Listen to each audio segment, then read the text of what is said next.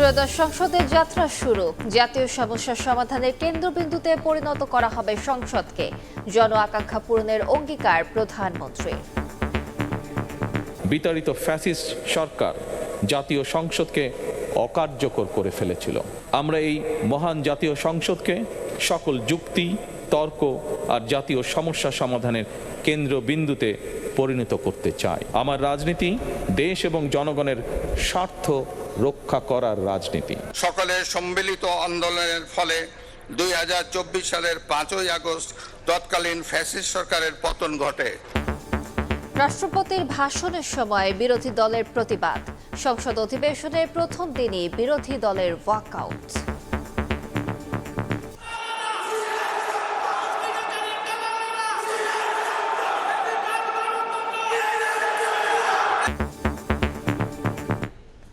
দেখছিলেন প্রধান শিরোনাম। রাত 11টার সময় সঙ্গে আছি আমি আলিশা ইসলাম। এছাড়া খেলার খবর জানাতে যুক্ত হবেন আলিশা। আপনাকে ধন্যবাদ। বিশ্বের নানা প্রান্তের খেলাধুলার খবর জানিয়ে দিব আমি সাজিদ মুস্তাহিদ। এবার অন্যান্য শীর্ষ সংবাদ। সড়কে ছড়ল বরকনের সহ 13 প্রাণ। বাগেরহাটে বাসের সঙ্গে সংঘর্ষে ছিন্ন ভিন্ন মাইক্রোবাস। খুলনা মেডিকেলে ভর্তি আহত একজনের অবস্থাও আশঙ্কাজনক। মধ্যপ্রাচ্যের সব মার্কিন ঘাঁটি বন্ধের আলটিমেটাম ইরানের সর্বোচ্চ নেতার। শহীদদের বদলা নেয়ার হুঙ্কার। তেহরানের প্রতিরক্ষা ধ্বংসের দাবি ট্রাম্পের। পাম্পে রেশনিংয়ে পূরণ হচ্ছে না চাহিদা। কারখানা ও নৌপথে পণ্য পরিবহনে আলাদা বরাদ্দ চেয়ে চিঠি। ডিজেল চেয়ে বাংলাদেশের অনুরোধ বিবেচনা করবে ভারত। এবং ঈদ যাত্রায় সিলেট ও উত্তরের যাত্রীদের ভোগান্তির শঙ্কা। চাঁদাবাজির বিরুদ্ধে সরকারের জিরো টলারেন্স। যানজট এড়াতে ত্রুটিমুক্ত যান চলাচলে কৌশলী হওয়ার তাগিদ।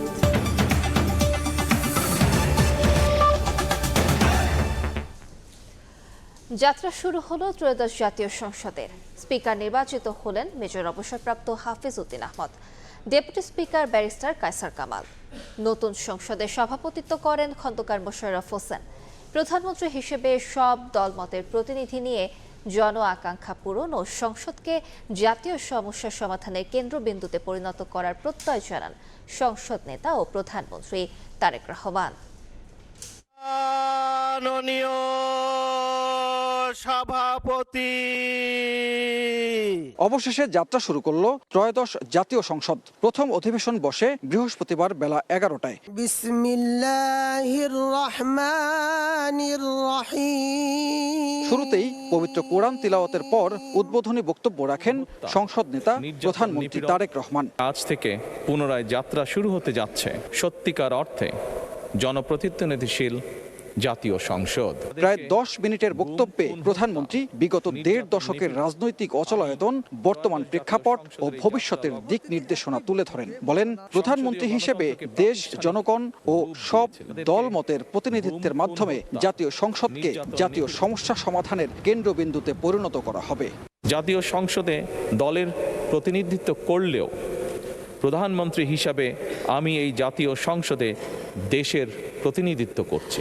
দল, মত, ধর্ম, বর্ণ নির্বিশেষে দেশের জনগণের প্রতিনিধিত্ব করছি। আমার রাজনীতি দেশ এবং জনগণের স্বার্থ রক্ষা করার রাজনীতি। এই মহান জাতীয় সংসদে সকল দলের নির্বাচিত প্রতিজন সংসদ সদস্যের সমর্থন এবং সহযোগিতা আশা করছি। আমাদের দল কিংবা মত কিংবা কর্মসূচি ভিন্ন হতে পারে, কিন্তু তাবেদার মুক্ত, ফ্যাসিবাদ মুক্ত একটি স্বাধীন, সার্বভৌম, নিরাপদ, স্বনির্ভর বাংলাদেশ প্রতিষ্ঠায় আমাদের মধ্যে কোনো বিরোধ থাকতে পারে না। বিরোধ নেই। জাতীয় সংসদকে জাতীয় কর্মকাণ্ডের কেন্দ্রবিন্দু না করে বিতাড়িত ফ্যাসিস্ট সরকার জাতীয় সংসদকে অকার্যকর করে ফেলেছিল। আমরা এই মহান জাতীয় সংসদকে সকল যুক্তি, তর্ক আর জাতীয় সমস্যা সমাধানের কেন্দ্রবিন্দুতে পরিণত করতে চাই। ত্রয়োদশ জাতীয় সংসদে সভাপতিত্ব করার জন্য জনাব ডক্টর খন্দকার মোশাররফ হোসেনের নাম প্রস্তাব করছি।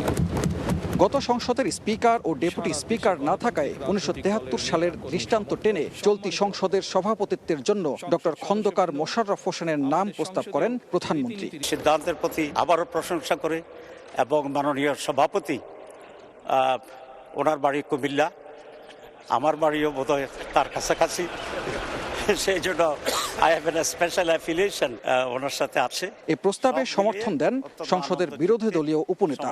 আজকের এই মহান জাতীয় সংসদে জনাব হাফিজউদ্দিন আহমদ বীর বিক্রম তাকে মাননীয় স্পিকার হিসেবে নির্বাচিত করার জন্য আমি প্রস্তাব উত্থাপন করছি। অধিবেশনে সংসদ সদস্য মেজর অবসরপ্রাপ্ত হাফিজউদ্দিন আহমদ স্পিকার ও ডেপুটি স্পিকার নির্বাচিত হন ব্যারিস্টার কায়সার কামাল। যারা এই প্রস্তাবের পক্ষে আছেন তারা হা বলুন। হা জয়যুক্ত হয়েছে, হায় জয়যুক্ত হয়েছে, হায় জয়যুক্ত হয়েছে। এর পরপরই নতুন স্পিকার হাফিজউদ্দিন আহমেদ ও ডেপুটি স্পিকার কায়সার কামালকে শপথ বাক্য পাঠ করান রাষ্ট্রপতি মোহাম্মদ শাহাবুদ্দিন। আনুগত্য পোষণ করিব। এদিকে মন্ত্রী হিসেবে টাঙ্গাইল ৮ আসনের এমপি আহমেদ আজম খানকে শপথ পড়ান রাষ্ট্রপতি। ও নিরাপত্তা বিধান করিব।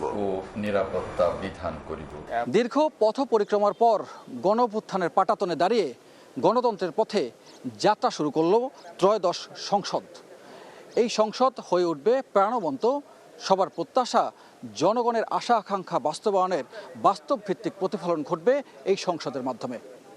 সংকট সমাধানের বাতিঘর হয়ে থাকবে এই সংসদের কার্যক্রম। সানবীর রূপল, সময় সংবাদ, ঢাকা। ত্রয়োদশ জাতীয় সংসদ অধিবেশনের প্রথম দিনই ওয়াকআউট করলেন বিরোধী দলীয় সংসদ সদস্যরা। রাষ্ট্রপতি ভাষণ দিতে উঠলে স্লোগানে উত্তপ্ত হয়ে ওঠে পরিবেশ। এ সময় প্ল্যাকার্ড হাতে প্রতিবাদ জানিয়ে সংসদের সভাকক্ষ থেকে বেরিয়ে যান বিরোধী এমপিরা।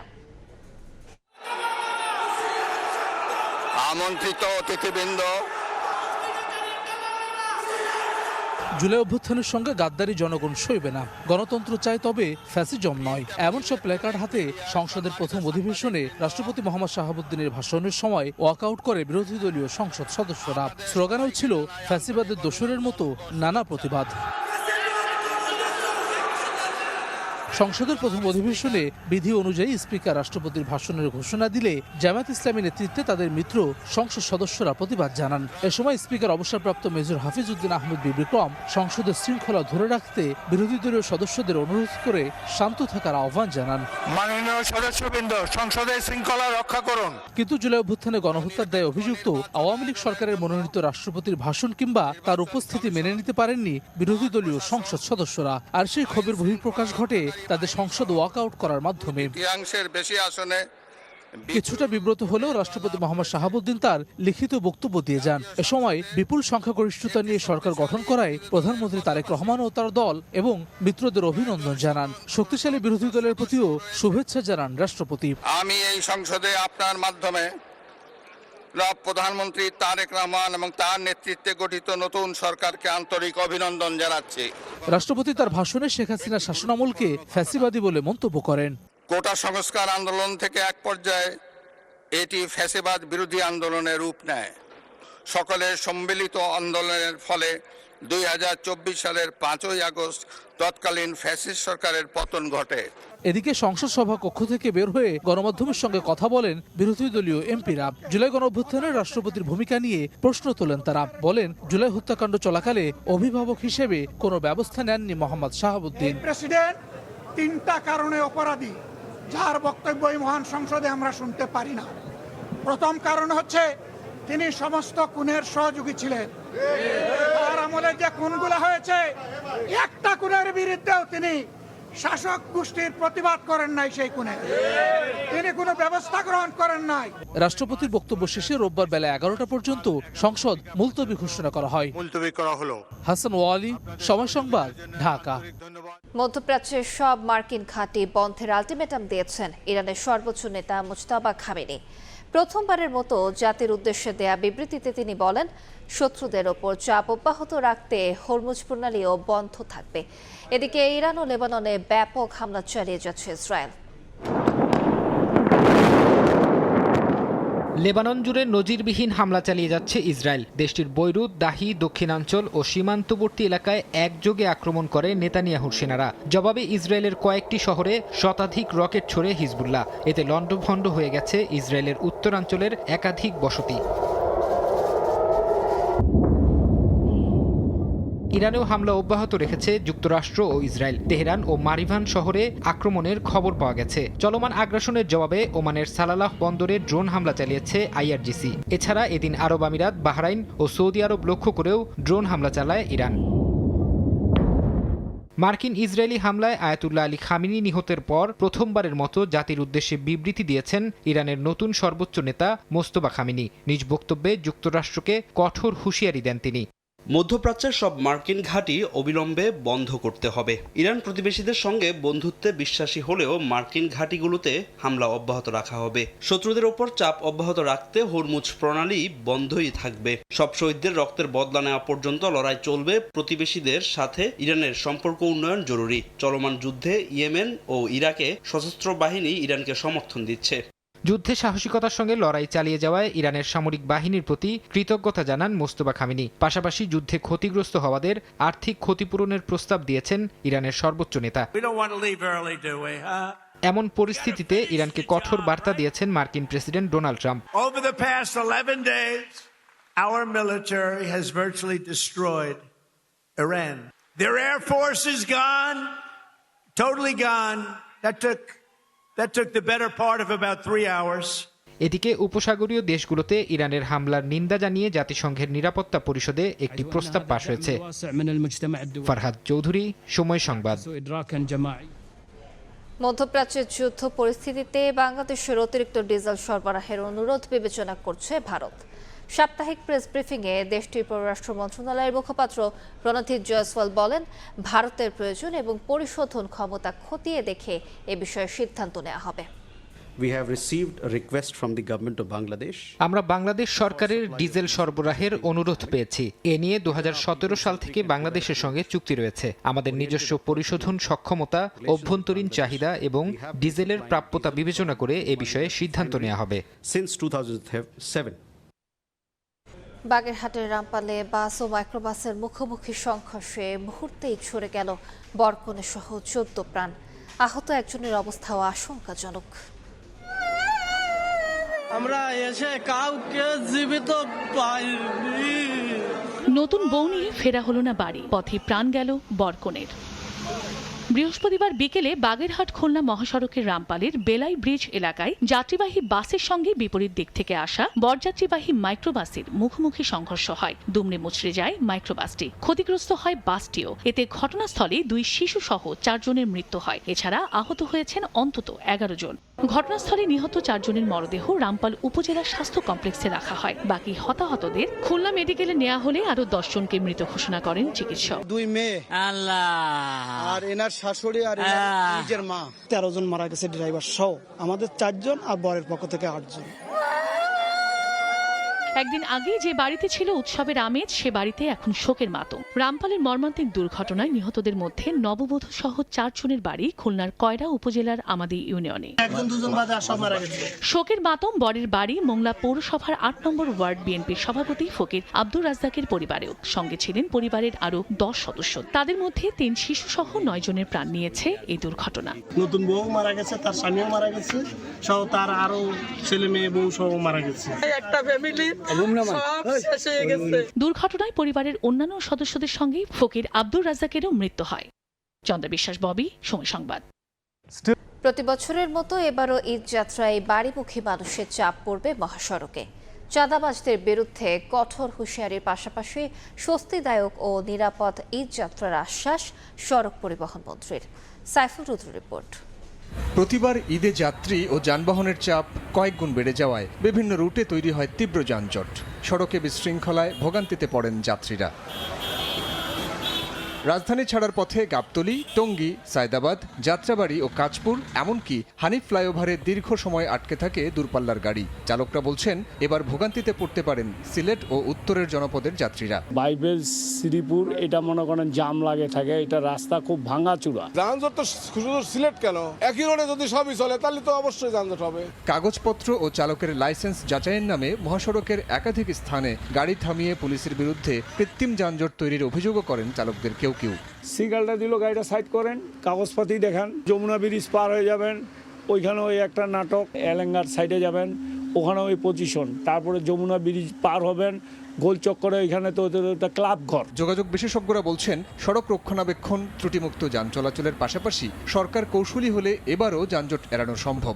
নতুন যেই সব জায়গায় উন্নয়নজনিত বটলনেক হওয়ার সম্ভাবনা আছে, ড্রাই সিজন যেহেতু আছে, চাইলেই কিন্তু আমরা সুন্দর করে একটা মেইনটেনেবল একটা রাস্তা তৈরি করতে পারি। ঈদের ছুটিটাকে একটু যদি বাড়িয়ে দেয় তাহলে আসলে ধাপে ধাপে যাওয়ার যে বিষয়টা, তখন দেখা যাবে মানুষ ফর্মাল ট্রান্সপোর্ট অর্থাৎ গণপরিবহন নিয়ে যাওয়ার চেষ্টা করবে।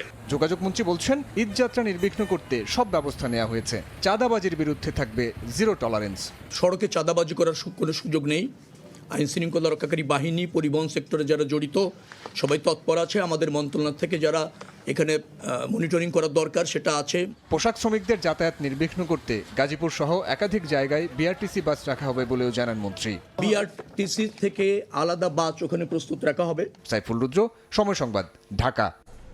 মসজিদের কমিটি গঠনকে কেন্দ্র করে ঝিনাইদহে দুপক্ষের সংঘর্ষে অন্তত 15 জন আহত হয়েছেন। শৈলকুপা উপজেলার জালিয়াপাড়া এলাকায় ওই গ্রামের মসজিদ কমিটির নির্বাচন নিয়ে স্থানীয় বাদশাহ ও আশরাফুল ইসলামের সমর্থকদের কথা কাটাকাটি হয়। এক পর্যায়ে উভয় পক্ষের লোকজন দেশীয় অস্ত্র নিয়ে সংঘর্ষে জড়িয়ে পড়ে। এতে নারীসহ অন্তত 15 জন আহত হয়। দেখছেন রাত 11টার সময় দেশের বাইরের খবর। ইউক্রেনের খার্কিভে রুশ ড্রোন হামলায় 2 জন নিহত এবং 4 জন আহত হয়েছেন। খেরসনেও যাত্রীবাহী বাসে হামলায় অন্তত 20 জন আহত হয়েছেন। ইউক্রেনের জ্বালানি অবকাঠামো লক্ষ্য করে অভিযান অব্যাহত রেখেছে পুতিন বাহিনী। জবাবে রাশিয়ার বেলগোরোদে পাল্টা ড্রোন হামলা চালিয়েছে জেলেনস্কির সেনারা। পাল্টাপাল্টি এই হামলার মধ্যেই আগামী সপ্তাহে যুক্তরাষ্ট্র, রাশিয়া ও ইউক্রেনের মধ্যে ত্রিপক্ষীয় শান্তি আলোচনা হতে যাচ্ছে। এতক্ষণ দেখছিলেন দেশ বিদেশের খবর।